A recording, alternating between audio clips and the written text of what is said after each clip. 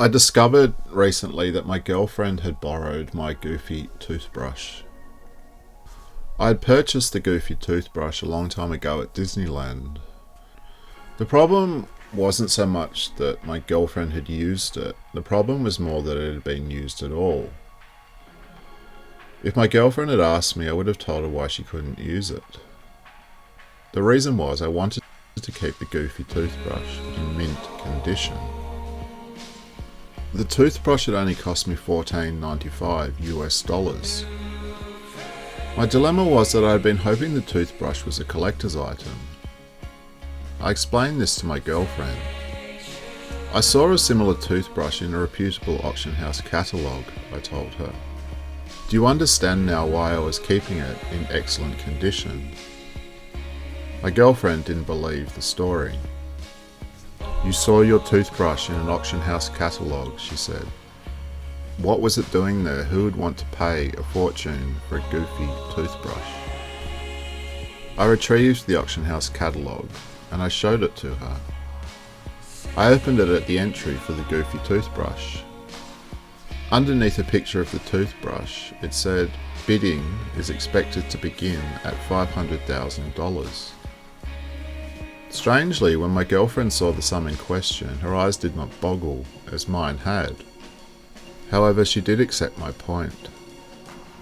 She told me she was sorry, she didn't know, but she added there was not much I could do about it now. The next week, my girlfriend bought me a Mickey Mouse hat. I guessed it was an act of reparation. I told her it was a great hat and that I loved it. My girlfriend was thrilled by my response and she made me wear it for 2 weeks, including at all the social events that I attended. The Goofy toothbrush in the auction house catalogue eventually sold for $1.3 million. Naturally, I was devastated. My opportunity to bank $1.3 million was now gone. My girlfriend consoled me. Then she reminded me that, regardless of the toothbrush's real value, it was still just a toothbrush.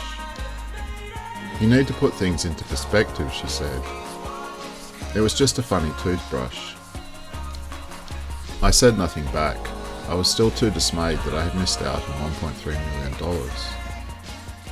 I think my girlfriend sensed my morose thoughts and she comforted me. Don't forget you still have the Mickey Mouse hat, she said.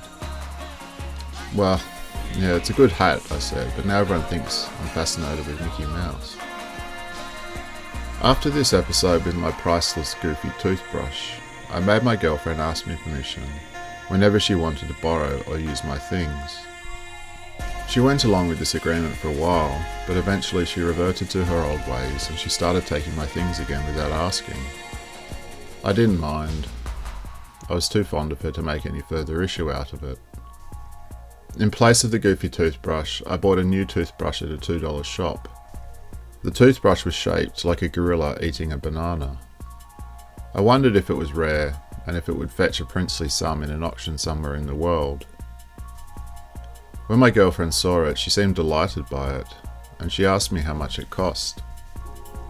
$1, I told her. Later that night, I walked into the bathroom and I found my girlfriend brushing her teeth with my new Gorilla toothbrush. After she'd rinsed her mouth out, my girlfriend turned to me and she said, "You wouldn't want to sell this toothbrush for anything. It's the most wonderful thing I've ever seen." It is a wonderful toothbrush, I agreed. It's not the same as a Goofy toothbrush, but it'll do. I looked at the Gorilla toothbrush. No, it wasn't worth $1.3 million, but I suppose that wasn't the point. My girlfriend liked it, so I told her she could keep it. My girlfriend smiled at me. "Thank you," she said. I didn't mind giving the toothbrush to my girlfriend, because I knew tomorrow I could go back to the $2 shop and buy another 10 for $5.